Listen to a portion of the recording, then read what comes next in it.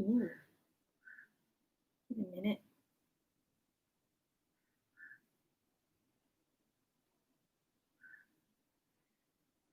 Sorry, just give me a minute while I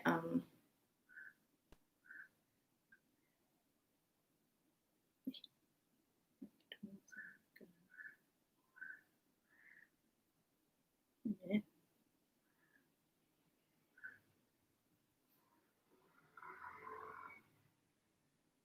Hi, just need to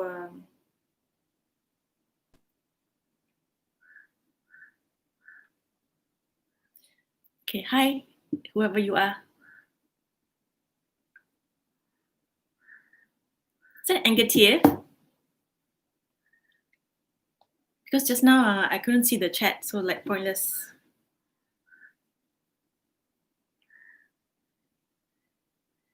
Hi, welcome. Okay, yay. Where was the thingy? Okay, cool. Today's discussion about counterculture, beat generation, Allen Ginsberg Howell, and transcendentalism. Angetia has read the poem. I don't know about you guys, but he did. Can you hear me though?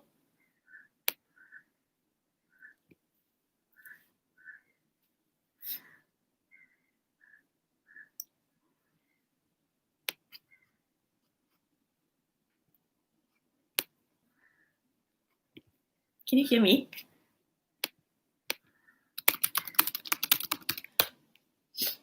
Wait, stupid, right? I can check from here. Okay, cool. That's very nice. Okay, let's begin. Angetia has read the thing I asked him to read. He's a very good student. Everybody else, I'm not sure. But anyway, he's only here now. So, yeah. Okay, let's begin. So, the Beat Generation is a post-World War social and literary movement prominent in the 50s, which includes novelists, poets, artists, and publishers. Okay. They are a counterculture against the materialistic and conformist dominant culture. So the three prominent figures in literature often associated with the Beat Generation are Allen Ginsberg, who wrote Howl.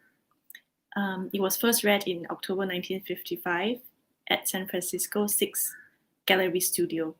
We will be looking at the poem in a moment, so I really hope you have read it. Next, we have Jack Kerouac and his novel On the Road, and William Burroughs' Naked Lunch. Of course, there are many others. Major recurring themes in this text are spiritual regeneration, nature, acceptance, anti-establishment, and individual responsibility. I think when we get to the final section on the congruence between transcendentalism and beat generation, we will understand one better through the other. For now, it is sufficient to note that the form of writing in both Howell and by some transcendentalist texts are organic.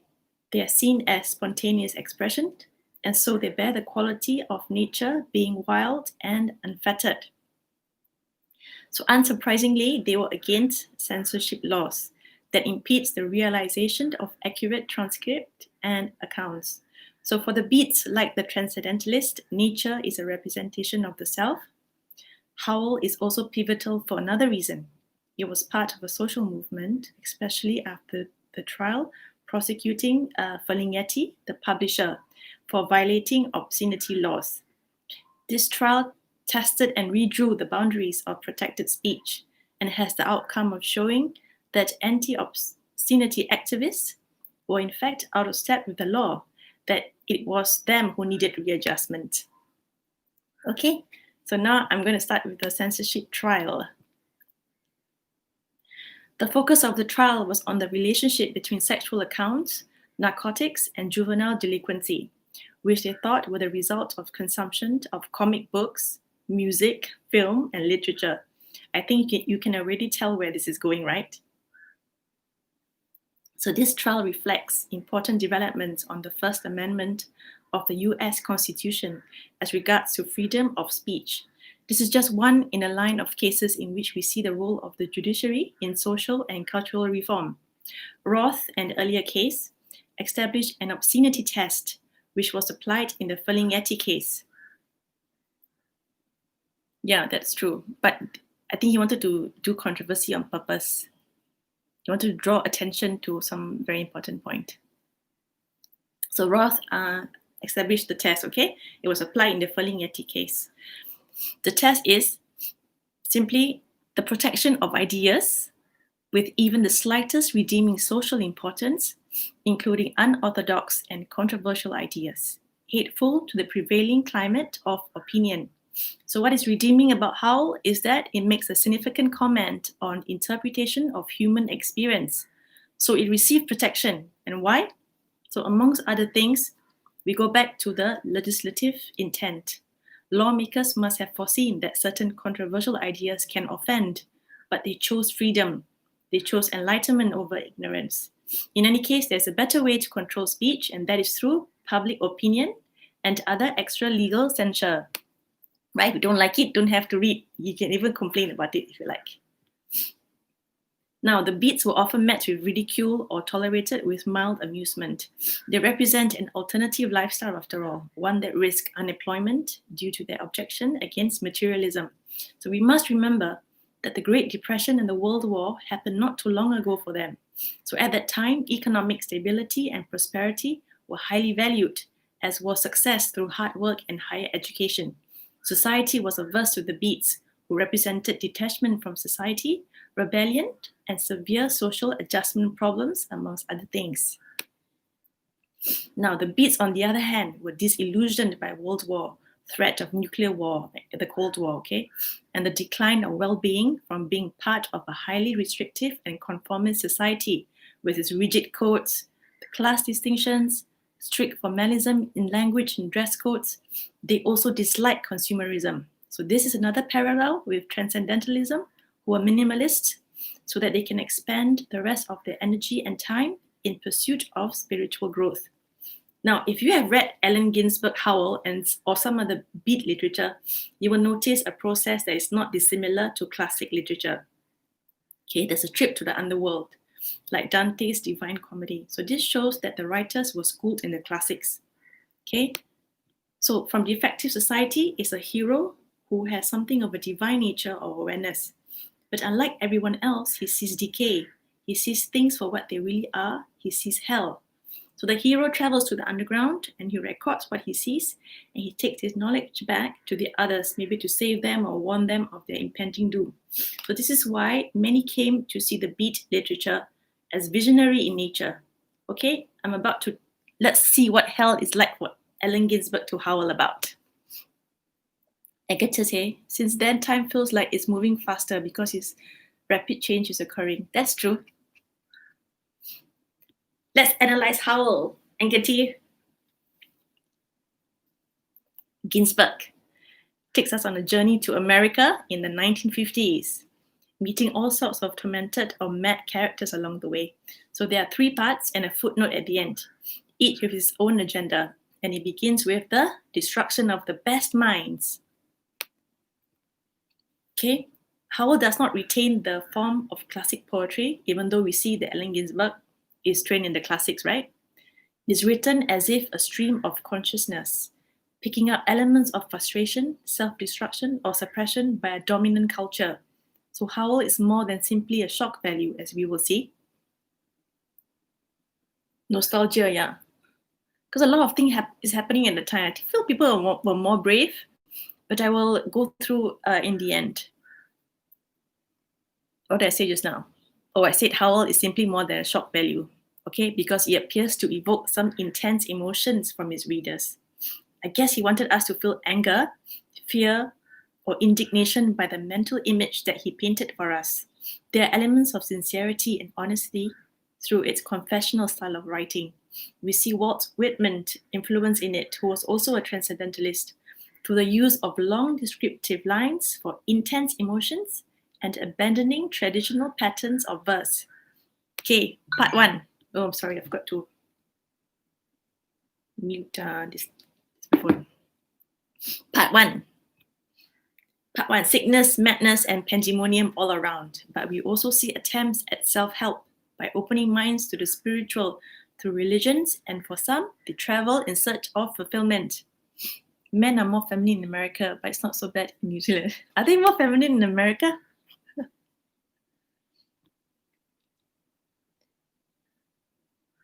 I don't know about feminine men, to be honest. All men are men to me. Okay. Just now what I was saying, yes. They travel in search of fulfillment. There was also reference to fallout with established authorities such as academics and organized religion, in which people can find no hope. As a result, people turn to escapism, right? They sink out of their windows in despair, they indulge in narcotics and risky or self-destructive behavior or resignation to their boring fates. Remember, he said after cutting their wrists, they failed, so they opened antique shops.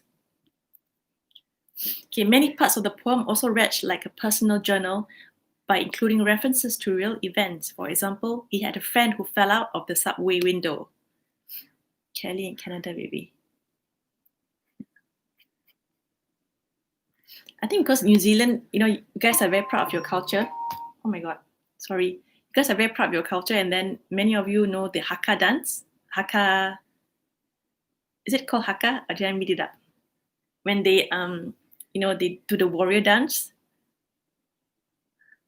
So it makes them look very badass. What is it called now, Angatia? I'm sorry if it's not called Haka. I just, for some reason, I just thought that's what it's called. Didn't mean to offend anybody.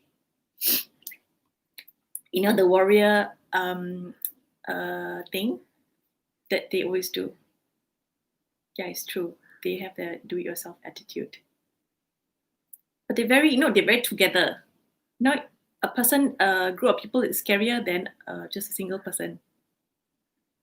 I like that New Zealand is they're very close-knitted communities, what I think. I mean, I'm an outsider. Okay, let's continue with part 1 of Howl. Okay, we see that the minds are destroyed by being trapped in the endless cycle of consumerism and work to sustain it. Haka, but pronounced as Haka. What do you mean? Hake? Okay. The cycle of consumerism is endless, okay? Because you have to keep buying things. You keep wanting to buy things, and in order to buy things, you must work. So you work to buy things, and then it goes on and on like that. So that's why Ginsberg said they were burnt alive in their suits. Haka, like ka, haka. Okay, thank you. He also made references to Maori war dance. Yeah, exactly. I like to watch them doing it. I like to watch when people, they come together and they have a common goal. It's very exciting for me. Okay, Ginsberg said they were burnt alive in their suits. Okay, there were also reference made to mental institutions because both him and his mom, they were warded. They spent some time in mental institutions. Yeah, they use it for rugby and also I think weddings, no? And whatever. Do you even know how to do it, Angate? Okay, just what I was saying just now. Yeah, reference were made to mental institutions that use therapies, turning people into shells of themselves. So Ginsberg said psychotherapy, occupational therapy, ping pong, and amnesia. So I don't think that the odd juxtaposition of words were only for humorous effect. He often made unusual pairings of words to mock or draw attention to irony. So it was not just people in poverty who were suffering, but people from across social classes, exploited through the use of advertisements, by industrialization, media, and other institutions. Okay, so at one point he mentioned the one-eyed shrew, which refers to the traditional nuclear family. So I don't think he is against that per se, but I suppose he finds it odd that people, they are doing things that they chose a kind of life that drains you, basically. Because when they have this sort of family, after that they become resentful, and then they have their creativity sapped out of them. So basically what he's saying is, makes little sense to choose that kind of life that drains you. Yes. So now we come to the fun part, okay? Oh, sorry, it's my cat. Yes? She's going to translate for all your feline friends. You want to go out? I think my cat wants to leave. I'll be back. Come.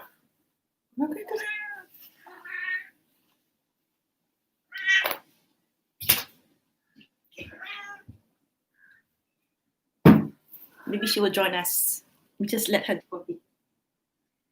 Okay, see here. Translate for your friends, your kitty friends. Can you see my cat? Let's move here a bit, okay? This way she can be part of the live stream.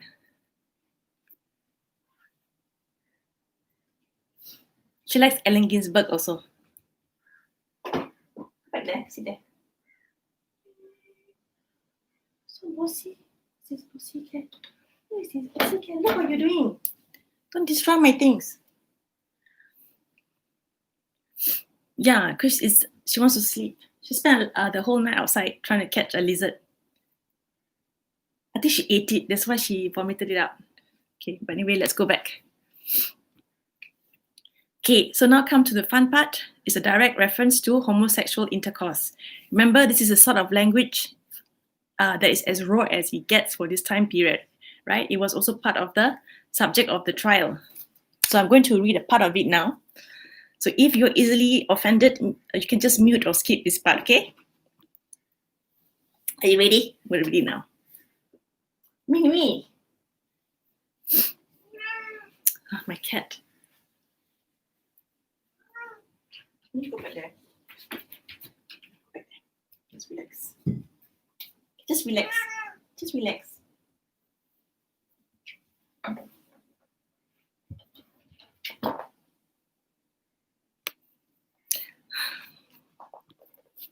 Okay, gonna read it now. Who let themselves be fucked in the ass by saintly motorcyclists, and screamed with joy, who blew and were blown by those human seraphim, the sailors, caresses of Atlantic and Caribbean love, who bawled in the morning, in the evenings, in rose gardens and the grass of public parks, and cemeteries, scattering their semen freely to whoever come who may, who hiccuped endlessly trying to giggle, but wound up with a sob behind a partition in the Turkish bath when the blonde and naked angel came to pierce them with a sword. Okay, end quote. So what can we take from this? Anggetia? What can we take from this?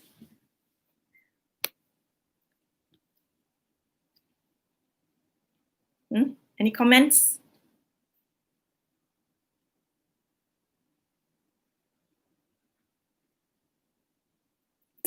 Or you just shocked when I said fucked? Okay. Okay, basically sexual activities carried out in contrasting choice of places, rose gardens versus cemetery. So openly yet surreptitiously for the fact that these were activities that wouldn't be accepted. As a result, they could only achieve only momentary happiness and there's no solace. So their partners were referred to as saintly motorcyclists and angels, right? Because they were imbued with pure quality, indicative of being innocent, free of a crime or offense. Yeah, it's going for that shock value also. And also, that's how I was saying in the beginning, it's about nature. So they're going for a kind of organic style of writing, very natural, just say it as it is. So at the end of this part 1, he confessed to it all, knowing that he would still be rejected, but he just had to do it anyway. And he ends the part with the absolute heart of the poem of life, butchered out of their own bodies, good to eat 1,000 years. So here we have the confessional quality that I mentioned just now. Okay, now part 2 is hell. Part 2, he made a lot of reference to Moloch, right? Moloch is a fire idol, and here it represents the destruction of everything in a single amalgamated form. By everything I mean minds. Okay, he keeps saying that the minds were destroyed. Yeah, I mean they did change a lot since then. It's good. I mean, it's how I said about the trial, so that helped a lot also. Protected speech, so people cannot say like, oh, please don't say like this, it's very offensive. Okay, but anyway. Really? I didn't know that. Okay, Moloch, he's a bad fella, right? Yet curiously, Ginsberg said, people broke their backs to lift him up to heaven. Huh? Moloch is responsible for the destruction of the best minds, and he is, amongst many things, a heavy judger of men. So this is an obvious reference to capitalism, right? Because it makes some people crazy rich and other people who are not. And Ginsberg also said, Moloch, who entered my soul early, Moloch, in whom I am consciousness without a body, Moloch, who frightened me out of my natural ecstasy. So he too was exposed and in danger of corruption and destruction, and he had to get himself out of it. The so-called incomprehensible prison, which could mean, social conventions, the condition of having mental conflicts from holding two contradictory beliefs. That is one that you're supposed to have and one that you actually have. So we were warned to get out before Moloch bashes our skulls open and eat our brains and imagination. See, very direct, right? He's a boss in one of... I bet it's ESTJ, right? Everybody's evil is ESTJ for some reason. Okay, now we come to part 3.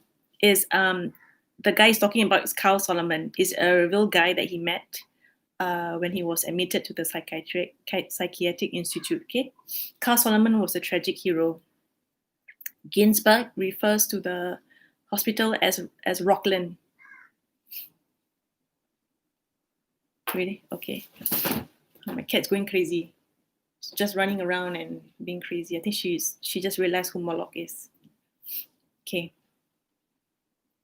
Carl Solomon, admitted to a psychiatric institute into the hands of authorities of mental health to help him. But did they help him? Did they help him? Ginsberg says, the soul is innocent and immortal. It should never die ungodly in an armed madhouse. I am with you in Rockland, where 50 more shocks will never return your soul to its body again from its pilgrimage to a cross in the void. Whatever it was clearly not a good thing, right? People were subjected to all sorts of treatments that were supposed to help them, including shock therapy, lobotomy. So it was carried out by those who were charged with the care and recovery, the so-called authorities on mental health. Okay, so obviously not good. Part 4 is the footnote to Howell. He reminds us that everything is holy, basically. Everything is holy, sacred. Okay, this comes from a tradition of transcendentalism, which I will explain in the next section. So I hope everything will be illuminated by the end of this live stream. Okay, now we come to the part of transcendentalism and the Beat Generation. Yeah, I bet mental health is better understood now. That's true. They don't do all kinds of weird things. This is a bit heavy, okay? It's philosophy, but it's okay. It's going to be really fun. Okay, are you ready? Beat literature was heavily influenced by transcendentalism, specifically Henry David Thoreau's Walden and Civil Disobedience, Walt Whitman's poem Leaves of Grass, Ralph Waldo Emerson's Nature and Self-Reliance. So central to the two systems are principles of unity and equality, which includes nature. So Emerson said, there is one soul that connects us all. Every part and particle is equally related. We are all one self, one consciousness, moral or intellectual center of the universe. Okay, so this underscores our divine nature as opposed to one that is corrupt. I paraphrased that part, by the way. So I'll do my best to explain the key takeaways, but I have to say that I have a lot more to read and research, so I hope that you will bear with me, okay? Okay. Transcendentalism espouses awareness of the inner self, the belief that you are your own authority. So this forms the ground for self-reliance. Emerson tells us that in every work of genius, we recognize our own rejected thoughts. They come back to us with a certain alienated majesty. And also, he said, to believe your own thought, to believe that what is true for you in your private heart is true for all. That is genius. Okay, this part is straightforward, right? Okay, now let's go to the explanation. Okay, so the attraction of prosperity that society offers all of us distracts us from important values. It makes us susceptible to groupthink and have the weight of prevailing customs and mores forced upon us at the cost of our own needs, desires, and beliefs. So this chips away at our individuality. Self-reliance also means rejecting institutions or any other external structures that will distract you from your own self-awareness and spirituality. Okay? It is not saying that you must completely ignore them or don't even listen to them at all. Okay, that's not what they are saying at all. External sources include any claims to authority, academics, literary establishment, including religious heads. So Emerson tells us that reality is a collection of thoughts, feelings, and perceptions. So it's like an idealism, okay? Reality is a collection of thoughts, feelings, and perceptions. So anything external to it are merely reflectors of reality, including that is described by history and in other books, okay? So you will not find self-awareness in these external objects. Instead, you must look inside yourself. So I think the whole thing means take this as a warning, okay? If you look solely towards external institutions for instruction, you run the real risk of finding dogmatism and in turn intolerance, contempt, or even be the vehicle through which exploitation or mistreatment of others occur. Material is to keep it contained, get rid of stuff you don't need. Yeah, that is true. But for the transcendentalists, it's like an obsession because, you're basically stuck in a cycle. You have to get out of it and concentrate on what matters, which is spirituality. Okay? So Emerson puts intuition above reason or sensation. He puts intuition above logic and empiricism because it is the highest faculty of the soul. It simply perceives, he says, it is vision. This is the only way we can have access to the spiritual that underlies reality. Okay? The rational process or logic, on the other hand, is nearsighted. It's too focused on the present because it is empirical. So, you can use this to better understand the physical, but for spirituality that underlies reality, you have to use intuition. Everybody can do both, okay? Angleton says personal responsibility, but supporting each other when you can. Yes. Okay. Furthermore, Walt Whitman tells us that there is a value in self-knowledge and first-hand experience. Think about Plato's cave, which represents superficial physical reality, the cave.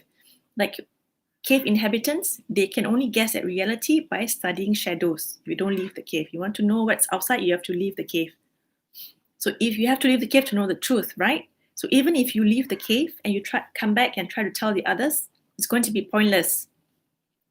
They have to see it for their own self. And also, when your temporary blindness, as your eyes adjust from being from a light to a dark environment, will have others very suspicious of you, okay? So this cave is an allegory, represents ignorance, tells us that first-hand information is paramount.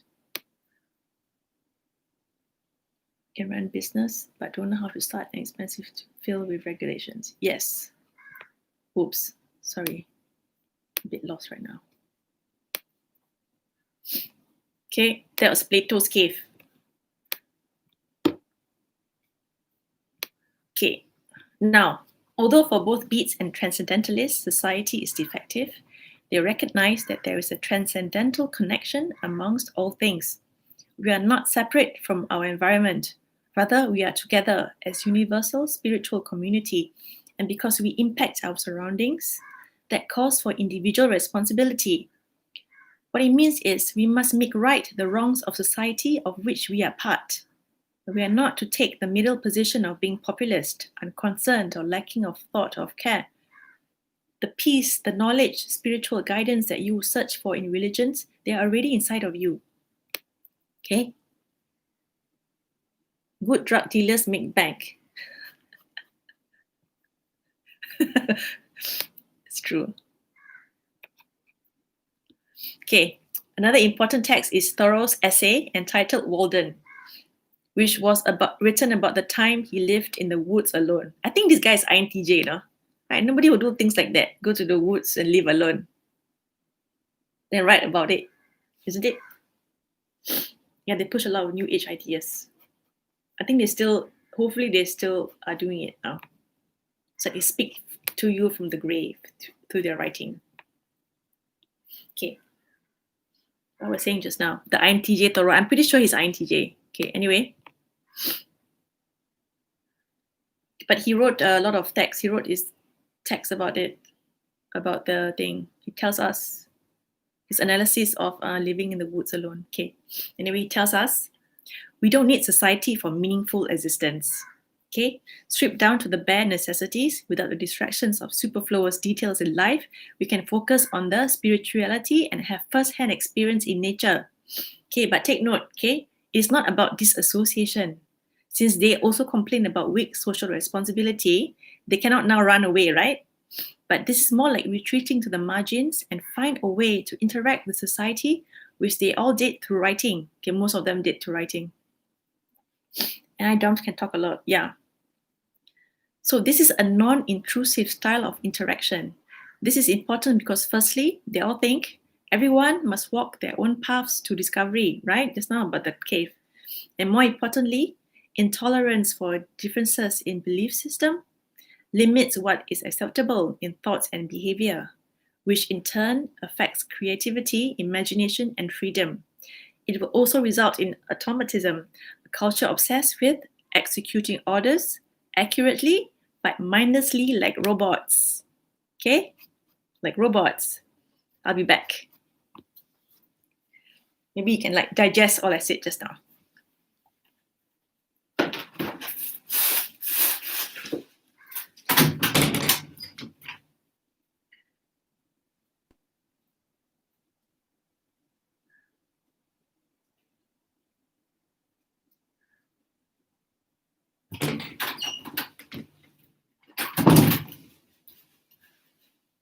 Came back, had to blow my nose. Oh, where did you go, Angati? Are you still digesting? Okay.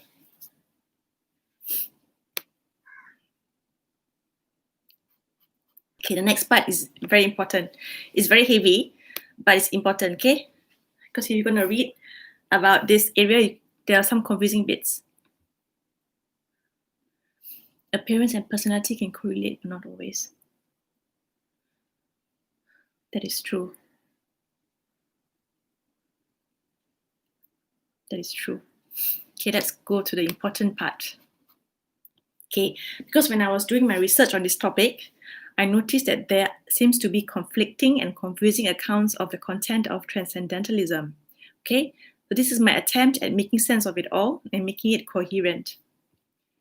So the question is whether transcendentalism admits only of theism or atheism or both, because in it, some scholars identify pantheism, which is the belief that reality is divinity or that all things is one. Okay, that's okay. But as the argument goes, pantheism is not compatible with theism because it does not allow for a distinct personality that is superior than mere mortals because of their understanding of equality amongst other things. So they identify the whole universe and whatever in it as God. Okay? But in my view, I think it depends on the definition that one adopts and how one comes to interpret it.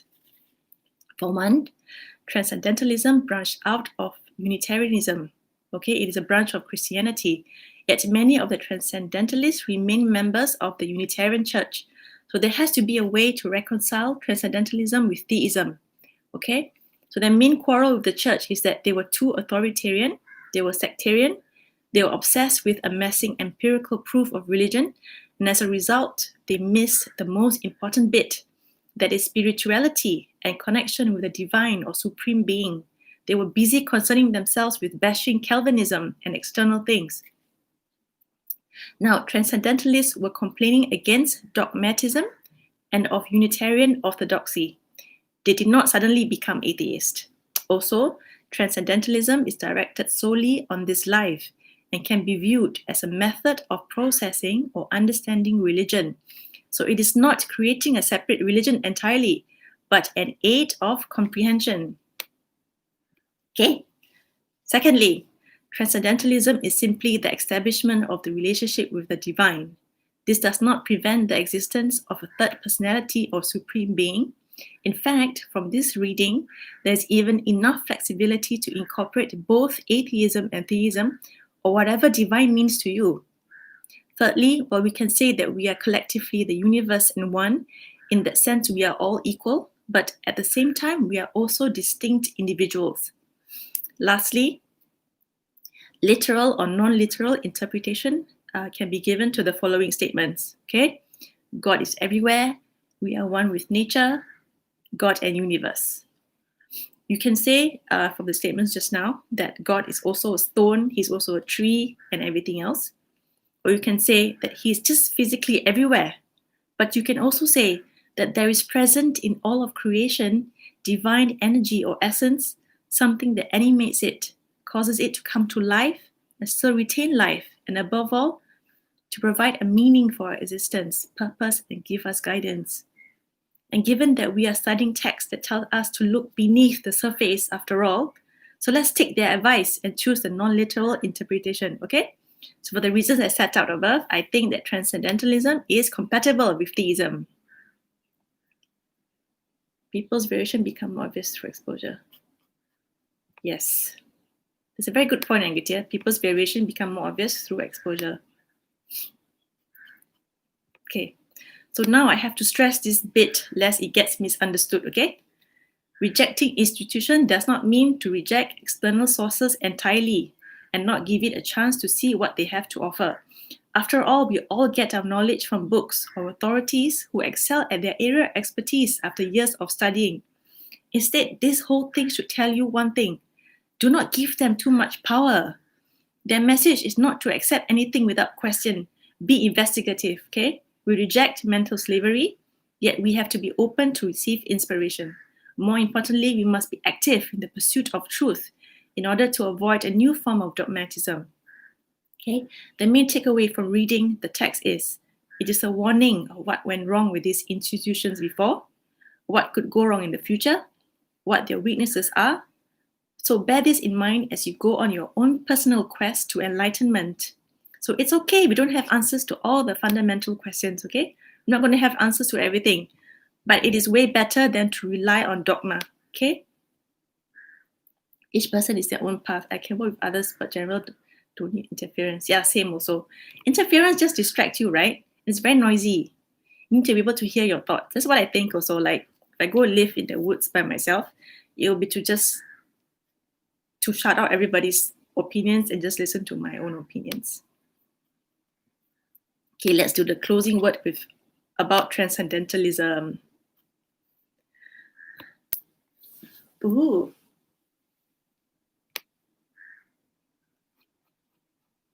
Okay, closing. Okay, it is not just la-di-da, okay? What I said just now is not la-di-da.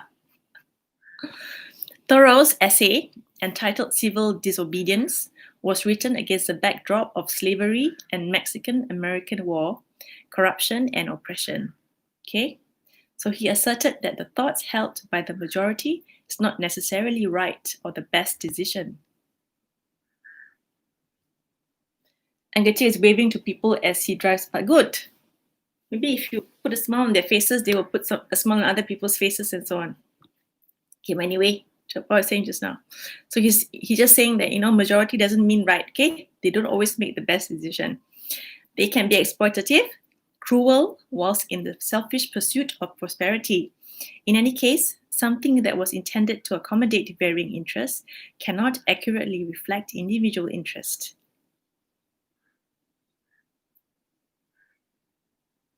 Are we on the same road? Oh.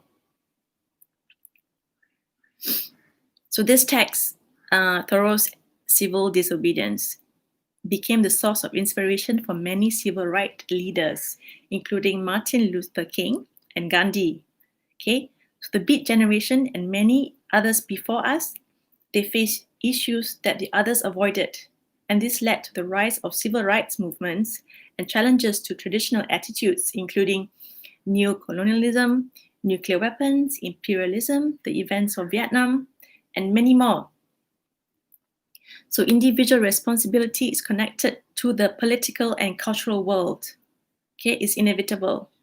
So to live according to your needs, you must live outside of society which can be as easy as a mental exercise of extricating yourself by deciding principles by which to live.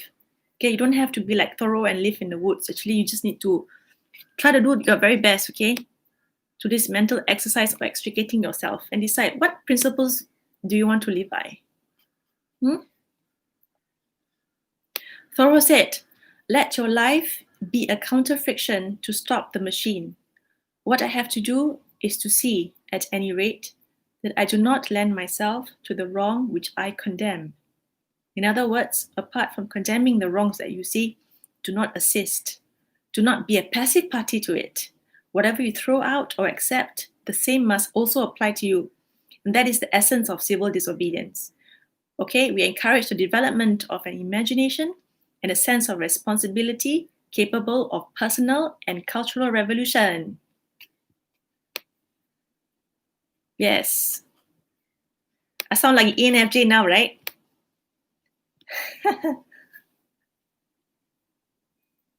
The end, by the way. Wow, I finished this in 41 minutes. Because nobody else is distracting me apart from Agatha, but you're not really distracting me. Are they waving back at you? Oh, I saw a video of your prime minister picking up one guy, Stephen Colbert, the American talk show host. And then he was taking her phone basically, and then he was like, what is your PIN number and everything?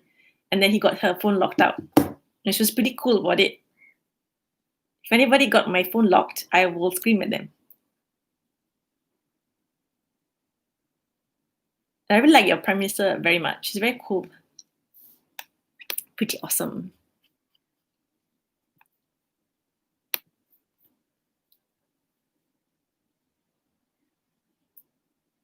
Yeah, I think she's ENF. She's pretty cool. What type do you think Thoreau is? I think he's INTJ. How about the others?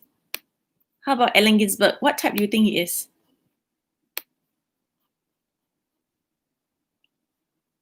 To write a poem like that. You know, just doesn't care what society say, right? Just write. He just say fucked. Doesn't even like try to hide it or anything. Oh, by the way, I just saw like a video yesterday by Sarah MBTI, and she showed it was a video regarding ESFP in the grip, in the FI grip. No, is it the FI grip? What kind of ESFP? TE grip, is it? What grip are they in? I don't know what Allen Ginsberg is. He said fuck, right? He didn't even bother to hide it. He doesn't care what society say about him. Yeah, it could be FI polar, right? But what is ESFP when they're in the grip? What is the last function of ESFP? TE, is it? No, I don't think it's TE. NI, I think. Oh my god, I'm really bad at it.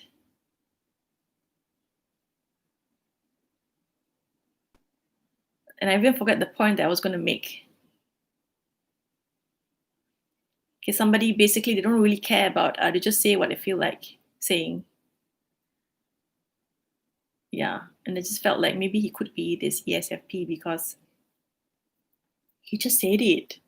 He doesn't like, he does not like ESFP in the group. They do not like rules that are being applied rigidly. Yeah, and they don't like rules that are applied rigidly. And when they become very rude and very very aggressive, very passive aggressive if somebody's tried to apply rules on them. So the example that was used was Julia Roberts in Pretty Woman. You know how she talked to the girls in the shop, and also the before she became friends with the general manager of the hotel. She a bit rebellion. She doesn't like rules. Yeah. Okay. So it's kind of funny. Never watched Pretty Woman? You know, watch Pretty Woman. It's really awesome. It's a classic. There's another person inside here. Have you watched Pretty Woman? I like Pretty Woman so much. Then the example of the ENTJ is Devil Wears the character played by Meryl Streep, Devil Wears Prada. Then the ESTJ is this lady who is she was investigating the death of a child or whatever. Yeah, I think he's ESTP also. He's very ESTP, right? Yeah, I think so because of the TI. It's very obvious, and also he's very rebellious. He just goes out and do SE things. But don't you think he could be ENTP because he's quite creative with his nonsense.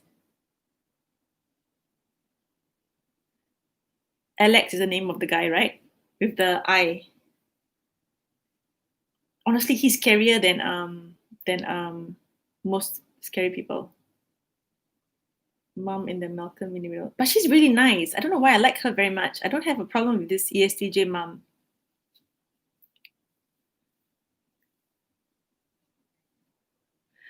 Lucy Liu is also an ESTJ. So I don't know, but she seems to be quite nice.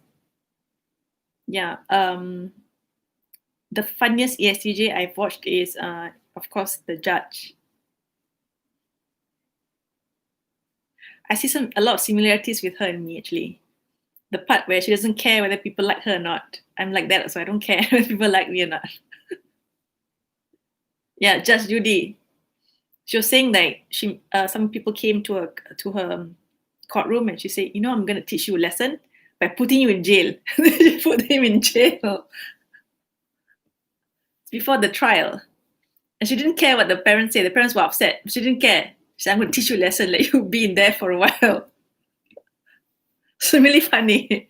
I don't think I would do such things though. I guess in a way I do teach people a lesson by scolding them sometimes, right? But I don't think I will put people in jail just to teach them a lesson while we wait for the trial or whatever. Maybe I will, no. Maybe when I get to age, I will. But for now, I'm like the girl in the Devil Wear Prada, because when I'm really sad, I pretend I don't talk about my emotions at all. I'm quite chill, actually. When I'm really, really sad and disappointed, I will be I'm quite scary. I'm scarier than I am when I'm less mad. Because when I'm less mad, I'm quite scoldy. But when I stop being scoldy is when I'm very scary. Yeah. You know what I discovered? That you can actually have Zoom. Everybody has if I can install Zoom, I can actually have more than one person in this live stream. So I tried to install it yesterday, but it was middle of the night and then I was tired. You can up to two people, I think. And then anything more than two people, you have to pay. Oh no, there's a time limit of 40 minutes that you can have this. So basically we can have like a chit chat, you and me. Whereby also okay. The difference between Zoom and whereby is how do you have to share screen, is it?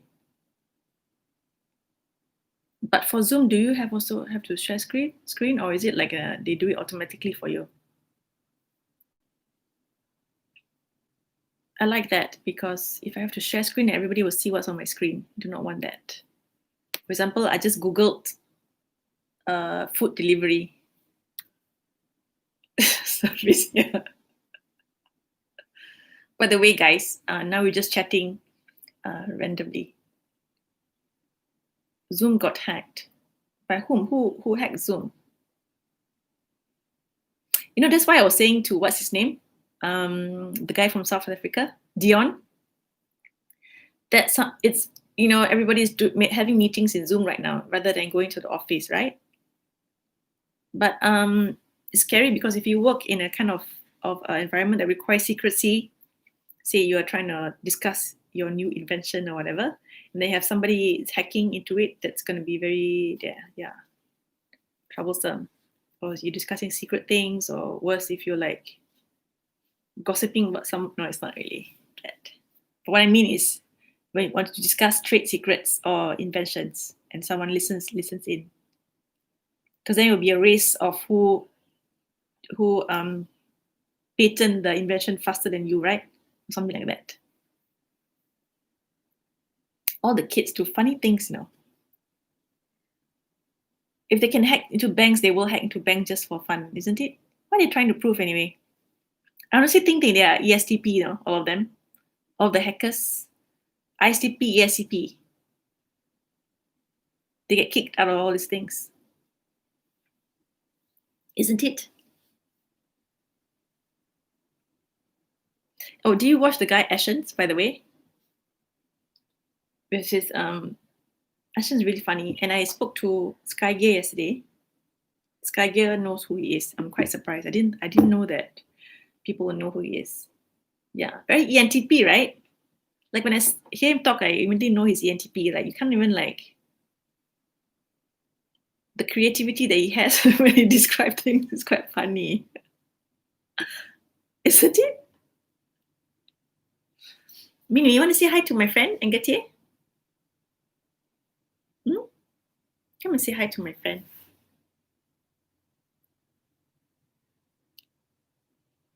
And it's not really about money, it's about influence now. Yeah, that is true. Eric was saying something yesterday about he has the platform, but he doesn't have enough. The platform is not big enough, as in it's not far-reaching enough. Even though he has the capacity to have a lot of followers.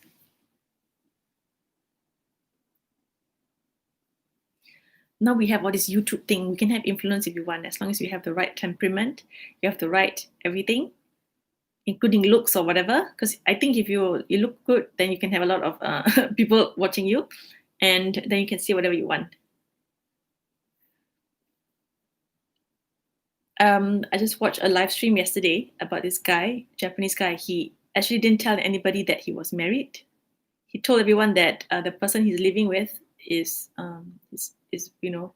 housemate or whatever. Because in the end, he confessed because he thought that he was worried about a number of things, including losing viewers. So I just thought that, okay, there's like a real consideration. I mean, I don't really think about such things, but I can understand why he says that, because some people watch YouTubers because for whatever thing, to fantasize or whatever. But he says it's because he's supposed to be a travel YouTuber. So people are worried that if he's married, then he will not travel too much. But I don't know if that's a valid consideration. Yeah, and I stumbled upon this guy has to be ESTP or ESFP, a guy, and very muscular guy, and he seems to be changing girlfriends every few weeks. He seems to be seems to be with different girls. They're all the same, small size with very large breast. He seems to like to date trainers, physical trainers. So I was thinking he has to be ESFP, this guy. He has a pet monkey. I forgot his name now. But he's not average looking. And I think that explains why he has 1 million followers also. Can you think of average looking people with a lot of views? CSJ is average looking, right? He has a lot of views. So recently I discovered a guy who also has like an introvert channel. Pretty funny guy. Don't even know his name now. Tech channels, that's true. And people who give advice on finance. Mrs. Mom was directed me to this guy who is a trader. He's a trader. And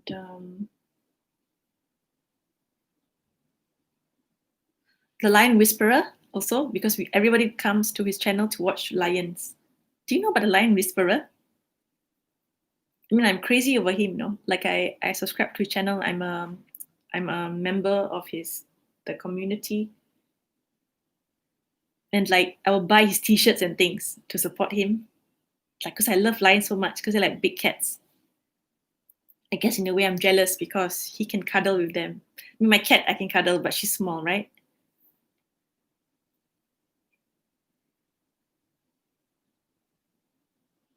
I think there was another.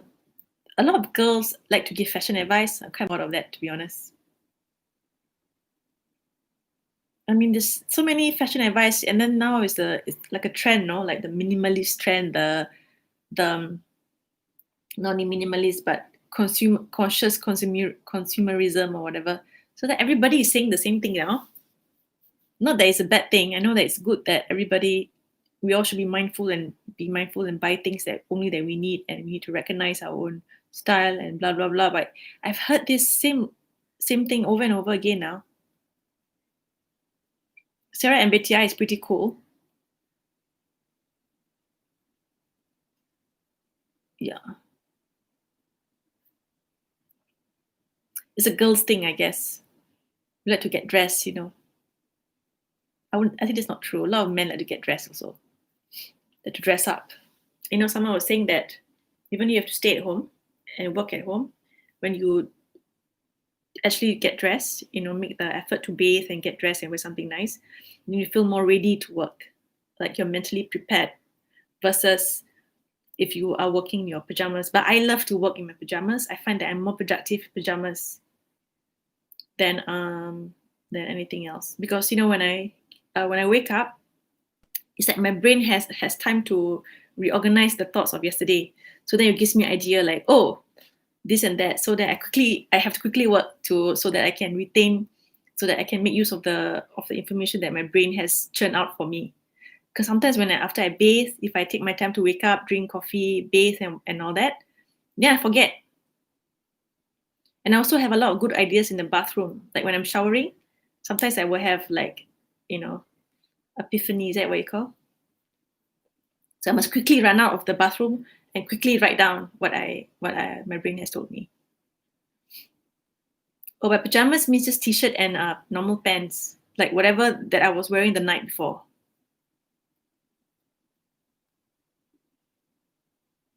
Like for my exams, mostly that's why I always sleep. Right? Some people don't sleep, but I always make sure that I sleep, so that when I wake up, my brain organized everything for me nicely.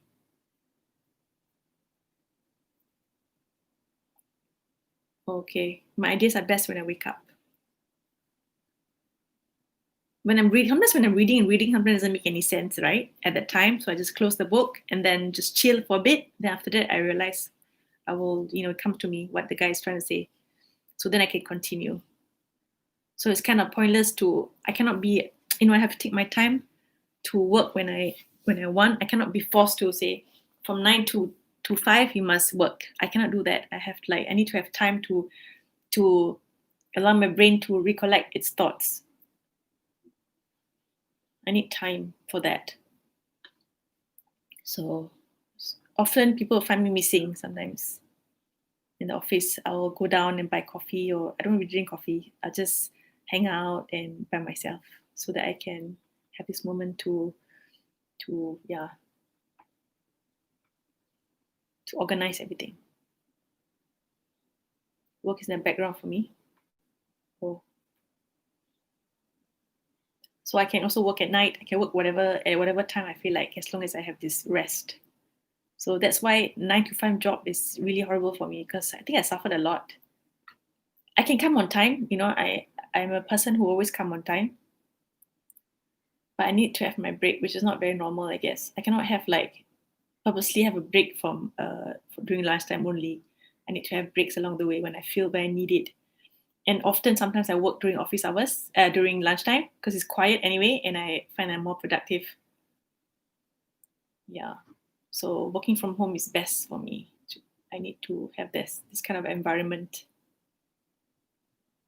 and I don't care about the working from 9 to 5. I can work whatever time I want. Sometimes I can work for many, many, many hours. Like I wake up, I work until it's time to sleep. So that's many hours of work.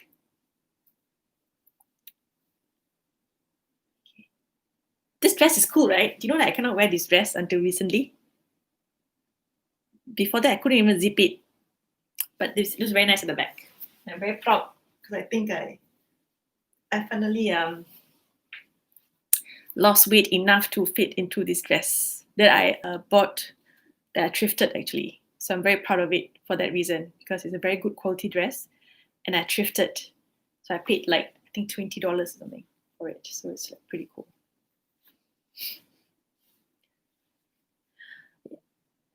Looks classy, right? It's only $20 or something. And I think the person just wore it once. You know, that's a problem with people now. They buy like really pretty dress, but then they only can wear it once for some reason, and it's a bit wasteful. Somebody said that the best clothes is the clothes that you wear many, many, many times. So it's worth the buying. If you just buy one and throw away, it's very bad for the environment. Anyway, what do you think I should do the next live stream on? I want to do something really fun. I mean, I like philosophy, but it can be quite heavy for most people. So I was thinking like, I'll do something fun next time. So if you have any idea, let me know, okay? I think I want to dress up into something funny also. Maybe something Roman. How about that? How about that? How about that? You know the girl? How about that? Yeah, hoodies are okay. I don't mind wearing ugly hoodies. Like I have a hoodie with holes, which I wear at home. They're comfortable, so I just don't need to buy a hoodie again and again and again. Because I will never go out with wearing a hoodie. So why don't I just keep it? Same with sweatpants. Like, you know, they're all frayed already. Like the thing, the string that holds it together, it's gone also. Yeah. I'm very into black hoodies. One time I made a mistake of buying a white hoodie. That was the worst thing ever because I had a stain and it was impossible to remove it. And then I realized that if you wear clothes underneath the hoodie, you don't have to wash it regularly because it takes a lot of space, right, in the washing machine. And it's a nightmare to dry. Isn't it? Okay, Agatha, it's already 1 hour already. I better go now. But I'm happy that you are here. And 3 black hoodies. I have, honestly, not really a hoodie, but it's more like a sweater. The white hoodie, I had to give it away because it was a nightmare. I spilled something and then the stain couldn't go away forever. But I managed to get rid of the stain and I donated it because I don't have the experience anymore. Yeah, one black hoodie. I have many cardigans that take care of very, very well, so that they're like very, very beautiful and very, very, when I wear it, it's very put together. They're classic design. So I like things like that, very classic, like easy to maintain and makes me look very put together also. But they're not as comfortable because, I have to take care of him, and they're not as comfortable as hoodie, because hoodie, like, you can exercise in it, right? But sometimes when I go to the shop, I wear a hoodie and I can be rough with it, I guess. That's what you're saying. 6 hoodies. That's all you have, 6 in your cupboard. I'm sure you have 100 t-shirts, right? All men have 100 t-shirts.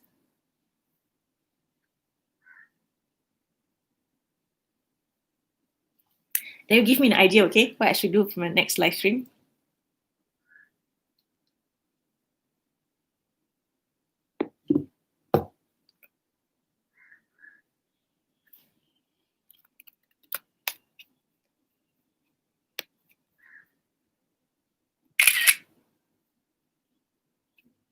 Okay. Okay, you know what? I'm going to end the live stream now.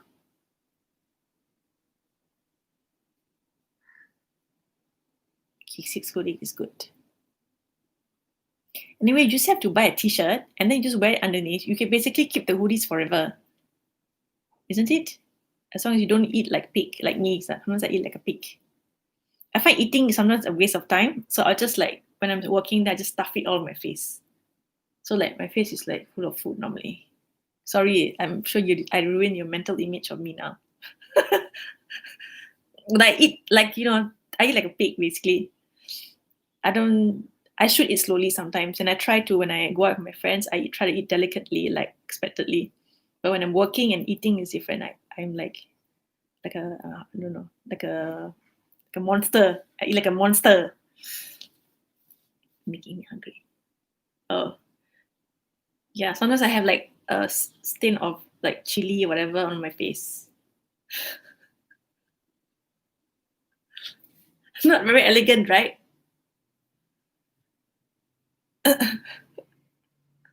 Okay, I'm gonna go now. I'm gonna eat some pasta. Okay.